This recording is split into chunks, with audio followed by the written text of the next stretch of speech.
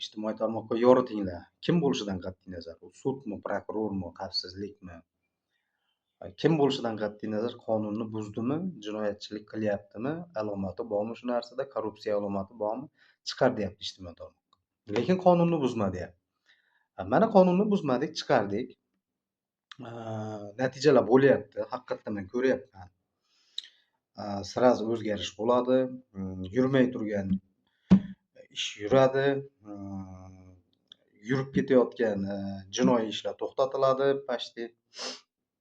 Endi taka-tuk hammasi emas, 100% emas. Ma'lum darajada ta'sir qiladi ekan, haqiqatdan ham. Qonun buzmasdan chiqaringlar dedi. Mana qonun buzmasdan chiqaryapmiz mana. Yana mana hozir kirib kuzatayotgan nimalar uchun, kuzatuvchilar uchun aytib o'tmoqchimanki, tushunmovchilik bo'lmasligi uchun jahl bilan, depressiya bilan gapiryapman. Sababi mani hozirda uchetda turibman mahallalar bo'yicha nogironlik hamda asab kasalligi bo'yicha. O'sha uchun asabim sal tez, jizzakroq, qon aylanishi va uni ustiga tromb hosil bo'lgan qon aylanish tizimida.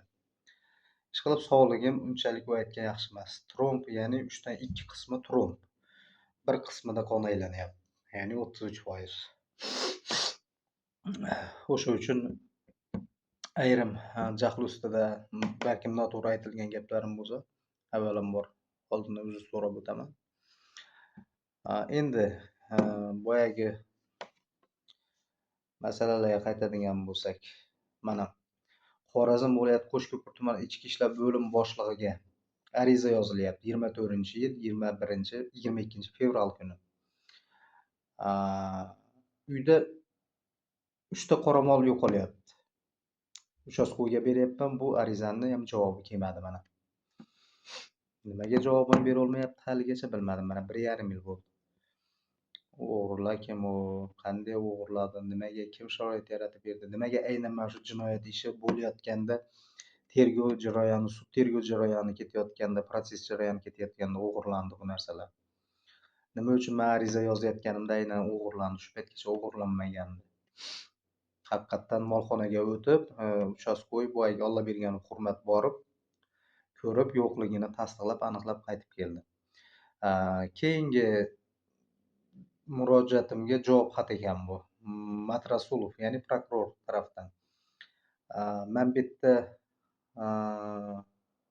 O'lmasxon yozgan ekan prokurorga, ya'ni 14-noyabr 23-yil yetkazilgan Matkarim Bahrom akami tan jarohati yuzasidan va ichki ishlar xodimi profilaktika inspektori Alloh bergan hurmatni harakatsizligi, ya'ni ishda o'z lavozimiga sovuqqonlik bilan yondashayotganligi to'g'risida ariza bergan. Unga asosan bu javob xati yozyapti prokuror.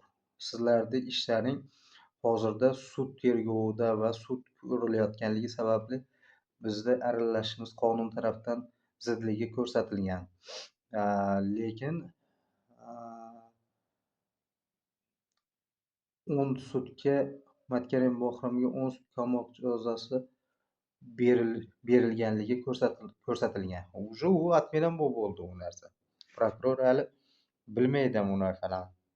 Bu xatga javob yozishdan oldin bir soglасовать qilib kelishib yozmaydimi u narsani? Shuningdek, murojaatingiz ko'rib chiqish davomida profilaktika inspektori Hurmat Alloberganovning harakatlarida qonun buzarlik holatlari aniqlanmadi. Mana shu javob xatidan keyin уже bizani ishonchsizlik paydo bo'ldiki, ochiqchasiga bir-birini himoya qilyapti bular mana ichki ishlar bilan prokuratura. O'sha uchun ilojsizlikdan ana qonunni ishlamagandan keyin jamoatga taqdim qilishni boshladik bularni.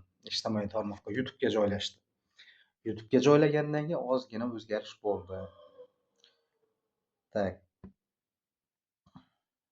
Undan keyin majburiy ijrodan o'zidan qanaqadir 2.110.000 so'm 948 ming qarzingiz bor deb xat emas, telefon qilib aytishyapti.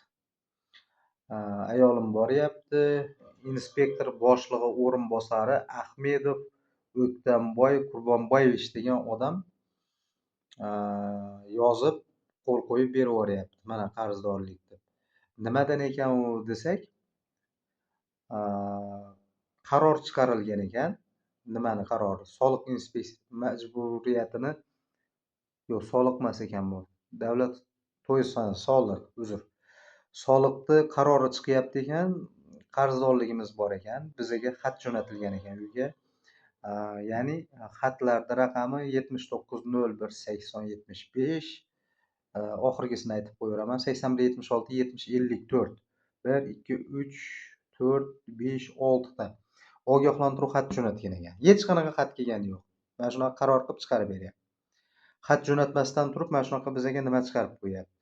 Qarzdorlik. Nimaga desa, mana bu harbiylikdan chiqqan pensiyaga chiqqanda 50% ga imtiyoz bor deb patent ochayotganda 21-yil ochib bergan. Lekin mana 23-yilga kelib boya jinoyat menga tan jarohati yetkazganlaridan keyin mana shu narsa o'ylab topilyapti. Mana shunaqa mumkin emas ekan. Keyinchalik bular bilib qopti ekanmish. Xodimlar, mutaxassislar qayerga qaradi? Shu paytgacha mayli mumkin emas ekan. Mana bu yolg'ondan yozildi degan qog'ozlarni menga nima asoslab berolmadi? Soliq inspeksiyasi Qo'shko'pir tumaniki. Xo'sh, endi o'tamiz yana. O'zbekiston Respublikasi harbiy prokurori, mana bu yerda ishonch raqamlari bor. Mana ishonch raqamlari.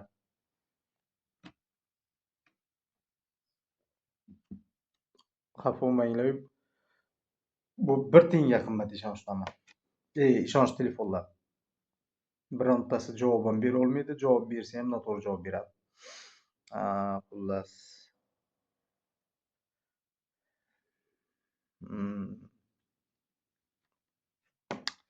Bitta bu narsani aytishim kerakmi yo'qmi bilmadim. Endi ota-onalarga iltimos bu narsa. Endi bir kattalarga o'zim tengqurlarim deb hisoblaylik.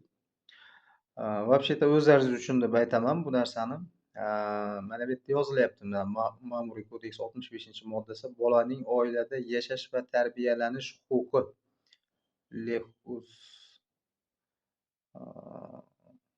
Bu oila kodeksi adashmasam. Yo'q, oila kodeksi ekan.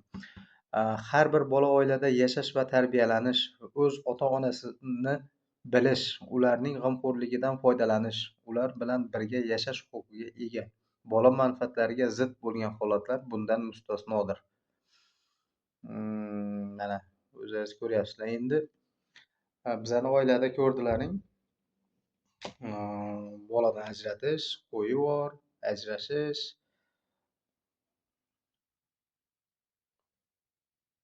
Ming afsus, shu narsalarga yo'l qo'yilyapti. Hokimiyat, Qo'shko'pir hokimiyati, matbuot xodimlari yaxshi ishlaydi. Sababi men bir marta borib nogironlik koleskasiga video syomka qilib xodimlar bilan gaplashyapsam, syomka qilmang, bizani chiqarib yuborsangiz, bunga javobgarlik bor. Javobgarlik bo'lsa javob beramiz. Deb nima qilib turgan yerim, tortishib turgan yerimda matbuot xodimasi kelyapti ekan. Mana matbuot xodimasidan so'raylikchi deb so'rasam, haqiqatdan hech qanaqa qarshilik yo'q. Bemalol syomka qilavering dedim. Молодец, otasiga ming rahmat. Qo'shko'pir hokimiyatida bitta o'shalarni ko'rdim, chestni ishlagan xodimani. Matbuot xodimi. O'shanda endi baribir koleskada borganim uchun ana ichkariga kira olmaganman. Agar ichkariga kirganda o'sha menimcha xodimlar bemalol kirib syomka qilishga ham ruxsat olib bersa kerak edi deb o'ylayman. Hokimiyat mana faqat rasmga tushishni biladi. Qo'shko'pir tuman hokimligi. Men eski hokim, endi bu yonida prokuror turadi, ichki ishlar turadi, отчетный material qilib turib, boyagi hokim Qo'shko'pir uz rasmiy kanali deb turib joylayveradilar. Chiroyli rasmlarga tushib.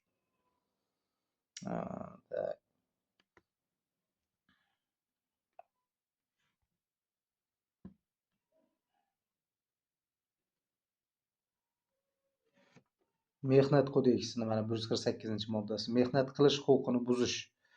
Bila turib g'ayriqonuniy ravishda ishdan bo'shatish shunday qilmishlar uchun ma'muriy jazo qo'llanilganidan keyin sodir etilsa, ma'muriy kodeksiga